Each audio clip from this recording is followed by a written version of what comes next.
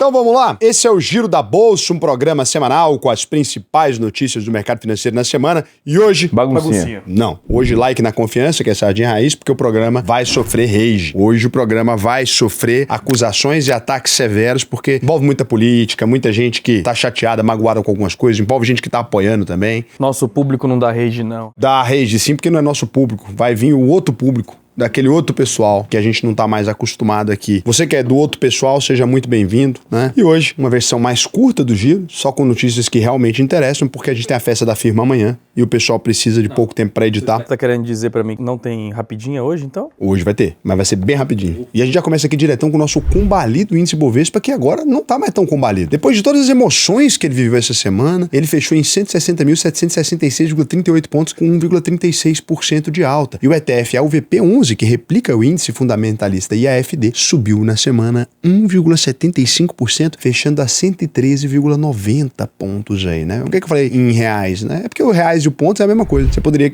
dizer que o Ibovespa está em 160 mil reais, mas eles preferiram chamar de pontos para ficar mais emocionante. E o IFIX subiu 0,43%, S&P 500 caiu 0,57%, Nasdaq 1,71%, dólar, aquela coisa toda que você já está acostumado. A gente teve aí uma semana cheia nos mercados, tem um número impressionante que saiu da inflação, tem o Banco Central segurando a Selic lá em cima. A gente vai falar de tudo isso, mas a gente vai começar com a notícia que fez muita gente revirar o estômago aqui, que foi a decisão implacável do governo Donald Trump de tirar o nome do nosso excelentíssimo ministro da Suprema Corte, grande homem, já sabíamos, já imaginávamos, Alexandre de Moraes, da lista negra da Lei Magnitsky. O que significa que agora, a partir de hoje, a gente diz aqui que Alexandre de Moraes ganhou todas as disputas na qual ele entrou. Ganhou disputa contra o Elon Musk, contra todo mundo, incluindo contra o Donald Trump.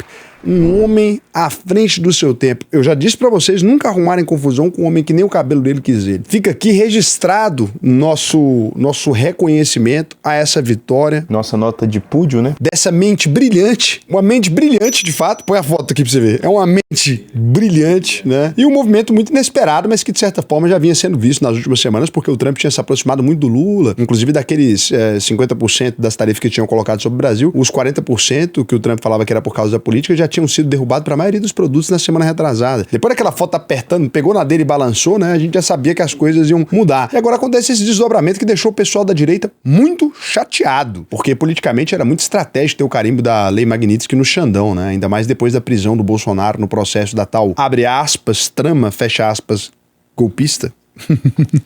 O fato é que o Xandão e a esposa dele se livraram dessa, e isso pode mexer muito com o jogo político, ainda mais agora que a senhora Viviane Xandão também apareceu em outra manchete. Ela tem um contrato de 129 milhões, assinado pelo escritório de advocacia dela com o Banco Master. Isso estava manchando a imagem do Supremo, porque também nessa semana saiu a notícia de que o ministro Dias Toffoli resolveu ir pro Peru assistir o final da Libertadores usando um jatinho junto com um advogado de um ex-diretor do Banco Master. E ficou estranha essa relação, porque coincidentemente ou não, logo depois dessa viagem, né, o ministro decretou o sigilo máximo das investigações sobre os executivos do banco. Coincidência, né? Não tem nada a ver. Agora você não pode viajar nem com advogado de... Não. Você não vai falar isso aqui do Borcaro, não. Presta atenção, criminoso não, de pessoa acusada. Tem uma diferença gigantesca entre você ser acusado de algo e você ser de fato algo. Isso aqui é uma coisa séria, a diferença entre acusação e fato. Inclusive, acusam o senhor, por exemplo, de várias coisas, se a gente fosse falar aqui. É melhor não. Eu não sei se você ia gostar. Eu acho que é melhor não. Acusam o senhor de cirurgias estranhas, acusam o senhor de frequentar lugares que não são compatíveis com o decoro do seu cargo, e nunca teve ninguém aqui que ousou falar dessas acusações contra você, dizendo que de fato fez as tais cirurgias ou que frequentou de fato os estabelecimentos. Até porque se alguém falasse isso, você ia me defender claramente. Claramente que eu ia te defender. E voltando aqui então, pensando no fator político, a retirada da Lei Magnitsky acontece exatamente no momento que o ministro vinha negando a prisão domiciliar do Bolsonaro. Já estava julgando o chamado núcleo 2 da trama golpista e também anulou uma votação da Câmara para declarar a perda imediata do mandato da deputada federal Carla Zambelli. Eu tenho uma sugestão para os dois aqui. Pega agora, tem aí um dinheirinho bacana guardado, compra R$1.000 de ações do Itaú, R$1.000 de ações do Bradesco, R$1.000 de ações do Banco do Brasil, vai fazendo. Sócio de banco é outro sistema. Às vezes, se pegar um jatinho também, tiver que comprar um jato, você consegue talvez um acesso melhor à justiça nesse país. Assim, facilita. Não é que libera tudo também. Você vai ficar preso. Mas a gente ficar preso 10 anos, às vezes fica preso, 7 dias. É uma coisa que muda muito. E aí, a direita está tentando se mobilizar no Congresso e na terça-feira a Câmara aprovou o PL da dosimetria, que prevê a redução das penas para os acusados de tentativa de golpe de Estado, mirando as centenas de pessoas que continuam presas por causa do 8 de janeiro. Gente, o Xandão não libera mesmo esse povo. Já aprendeu, Bolsonaro, deixa o povo embora pra casa, chega disso. Aí também a mulher foi cagar também dentro do negócio. Que pariu também, né? Isso aí dá raiva também. Pode acabar abrindo um caminho aí também para aliviar a pena pesada do Bolsonaro, que pegou 27 anos de cadeia, mas não vai ficar preso isso tudo também, porque presidente fica preso 2 anos. É diferente de banqueiro, mas também não fica, sim, ex-presidente também preso também. Mas isso traz até sorte. Se você pensar bem, o próximo presidente da República talvez é o Bolsonaro. Tá seguindo aqui todo um rito. Daqui a pouco, qualquer coisa aqui pode acontecer. Quem foi esse juiz que deu essa pena? Fica complicado pra ele. O final do filme fica ruim. Brasil costuma ter história que se repete. Cuidado. Por isso que eu acho que o Xandão não quis se envolver tanto mais, assim, né? Botar talvez ele descer esse processo pra Curitiba e deixar essa solução se descambar pra lá. Porque o passado no Brasil é muito incerto. Então, as coisas que aconteceram, elas podem desacontecer. Com tudo isso acontecendo, o Flávio Bolsonaro tá mantendo o discurso de que vai ser candidato a presidente em 2026 e agora com apoio declarado do governador de São Paulo, que é o Tarcísio de Freitas. Ele disse que tá fechadão com o Bolsonaro, mas que ele vê mais nomes da direita na disputa contra o Lula. Ou alguém que ele acabar indicando aí, né? Alguém que ele foi indicado por ele aí. Pelo jeito vai depender da saúde do Lula, que já tá com 80 anos e não é mais aquele garoto. Inclusive, um nome que voltou para as manchetes foi o do ex-ministro da Economia aí, que é o Paulo Guedes, né? Depois do Flávio Bolsonaro falar que manteria as ideias dele de liberalismo econômico e de livre mercado caso consiga virar presidente. O fato é que o Lula continua liderando as pesquisas, principalmente depois da aprovação da lei que isenta o imposto de renda para quem ganha até 5 mil por mês. E é claro que a gente deve ter mais uma eleição super polarizada em 2026, porque 91% dos eleitores estão falando que vão manter o mesmo voto das eleições de 2022. Mas sabe o que eu achei que o Flávio Bolsonaro fala bem? Eu dei uma cutucada nele lá na hora que tava na entrevista na Carol Dias, eu mandei um superchat só pra ver ele sambar. Qual o preço que ele tinha dito pra retirar a candidatura? Eu falei Obrigada, que eu retiro a minha candidatura, mas tem um preço. Eu falei isso, mas foi um movimento que eu fiz pra falar o seguinte, olha, meu nome tá sendo colocado aqui como pré-candidato porque o Jair Bolsonaro não pode. Então qual é o meu preço que eu falei lá? Olha, meu preço é Bolsonaro livre e nas urnas. Ou seja, ele candidato a presidente. Ele não é tão destemperado, né? Eu diria que talvez ele é um Bolsonaro pela metade, rachadinho. Eu não quis dizer isso, não. Não coloque palavras na boca do Raul. Você, por favor, essa acusação leviana. O senhor tá fazendo uma acusação leviana. Raul, mas eu até votaria no Flávio, só que na hora de votar eu ia errar o botão. Bom aí, pra você que precisa de uma desculpa pro carnaval, pô. E agora a grande questão aqui pro mercado financeiro é entender como é que fica todo esse xadrez político aí. Xadrez não, né? É um jogo de dama mal organizado. O Brasil não tem xadrez. Xadrez é quando a coisa séria tem que pensar. Não fale isso, que se tem uma coisa na presidência que tem, é xadrez. É verdade, o xadrez político é animado aqui. Uma boa parte do mercado estava esperando que o Copom fosse indicar a queda dos juros já para janeiro, mas na decisão de quarta-feira que manteve a Selic lá em cima, nos mesmos 15% ao ano, o tom foi bem mais preocupante que o esperado, com o Banco Central voltando a falar num juro alto por muito tempo, porque na visão dos diretores o cenário ainda é muito desafiador. Os efeitos da tarifa do Trump ainda não estão claros e aqui no Brasil o cenário do risco fiscal pode ficar ainda pior no ano que vem. E isso considerando que a inflação agora que começou a voltar para o teto da meta, o IPCA desacelerando para 0,18% em novembro, no menor nível para o mês em 7 anos inteiros, tá? Mesmo assim, e para surpresa de muita gente, o presidente do Banco Central, Gabriel Galípolo, continua totalmente irredutível com essa ideia de tentar levar a inflação para o centro da meta de 3%, mantendo os juros bem altos para tentar forçar uma desaceleração econômica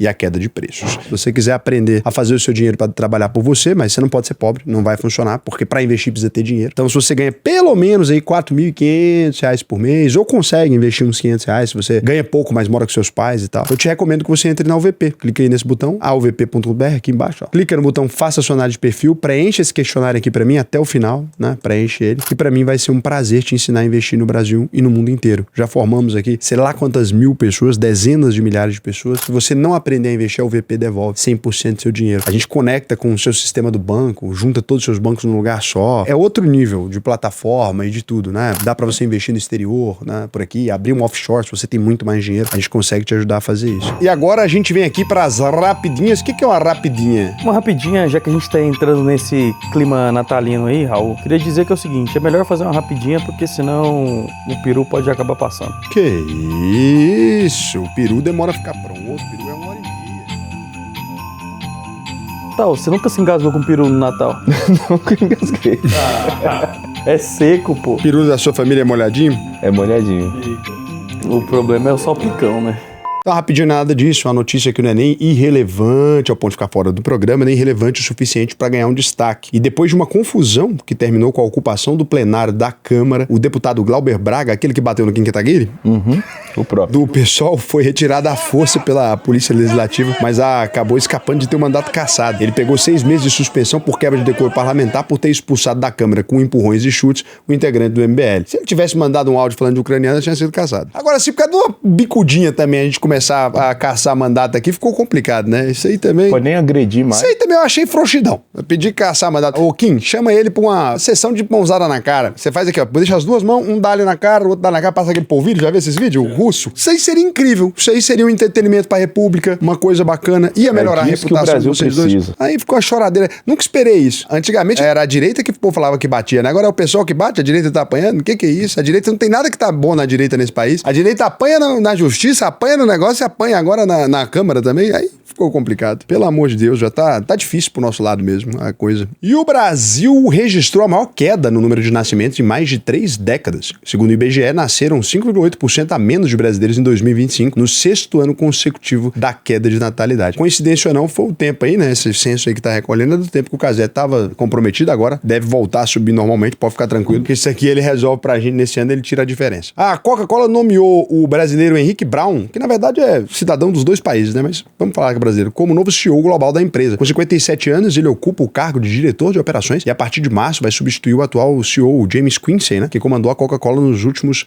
8 anos. E a Comissão de Constituição e Justiça do Senado aprovou a PEC que cria o regime de escala 5x2, garantindo uma jornada de trabalho que pode baixar para 36 horas semanais nos próximos 4 anos. O problema foi que não tem uma compensação financeira aí, né? Então esse é um aspecto meio complicado. Mas eu, sinceramente, cara, eu sou bem a favor da escala 5x2. Eu acho que é muito difícil uma pessoa conseguir viver na escala 6x1. Aqui na empresa, inclusive, a gente não tem ninguém trabalhando na escala 6x1. Já estamos livres da escala 6x1 há um tempo já. Se a mudança for aprovada em plenário e virar lei, o trabalhador brasileiro passa a ter direito a pelo menos 2 dias de descanso remunerado por semana. É o mínimo, né? Eu mesmo queria trabalhar na escala do Neymar. 6 sem chuteira, 1 com, né? É isso aí que é a escala do menino. Você viu que parece que ele engravidou a garota do programa? Ah, é? De novo? Tava uma mensagem aí. Teste de DNA revelado. Mas será que essa mulher não tá mentindo, não? As modelos que descansam durante o dia já foram mais éticas nesse país. Aqui não tem condição. Como diria Tim Maia, não tem como nada dar certo nesse país, né? Não tem respeito profissional, né? O sigilo profissional é vedado, é direito do frequentador de Kengarau. Agora, a coisa dessa daqui, isso aqui, cadê o direito do Neymar, né? Ninguém vem pra defender o menino Ney. E o governo definiu o valor do novo salário mínimo para 2026. Vai passar de R$ 1.518 para R$ 1.621. O aumento de R$ 103 representa um reajuste de 6,79%, acima dos 4,46% da inflação. Podia voltar para uns 2.500. A política de valorização do salário mínimo segue uma lógica que combina a inflação do último ano com o crescimento do PIB nos 2 anos anteriores. Interessante aí essa fórmula, né? E para fechar esse programa, a gente traz algumas notícias realmente relevantes aqui. A Netflix foi impedida, parece, de comprar o Warner, você viu isso? Tá rolando, mas... notícia pouca relevância. E o uso diário de protetor solar, então, pode fazer o SUS economizar mais de 2,5 bilhões em apenas 5 anos e evitar até 103.444 casos precisos, né, de câncer de pele em até 15 anos. Põe o poema do Pedro Bial. Senhoras e senhores da turma de 2003, filtro solar. Nunca deixem de usar filtro solar. Eu tenho uma notícia não tão relevante, Raul. Dados do IBGE revelaram que um casamento no Brasil dura 13,8 anos em média. O número é bem menor que os 16 anos que foram apurados em 2010. Tá durando tudo isso? 14 Pois anos? é, o meu... Escassez de homens na Letônia cria mercado inusitado de maridos por hora. Mas já existe, a gente chama isso de prostituição no Brasil, gente. A gente achando que é a profissão mais antiga do mundo, né? Você vê que mesmo a coisa mais antiga tem gente que não chega, né? Mas você vê, né? Se fosse o casé, ia durar o quê? Porque rapidinho, ia ter que ser o marido por minuto, né? Mas é que é a intensidade, né? Mas não é que o tempo que você leva pra fazer o negócio é o tempo que você leva pra consumar, porque até você refletir, muitas vezes, pra chegar num raciocínio que é necessário pra concluir um trabalho em 1 minuto, é muito tempo, muita experiência que você tem que ter. O problema é que você resolve em 30 segundos, uma pessoa sem experiência igual o João, às vezes, pra ele resolver é 5 horas. É isso que eles chamam de preliminares? Não, tô falando de eficiência profissional, rapaz. Tá com putaria aqui dentro. Por favor, você me respeite.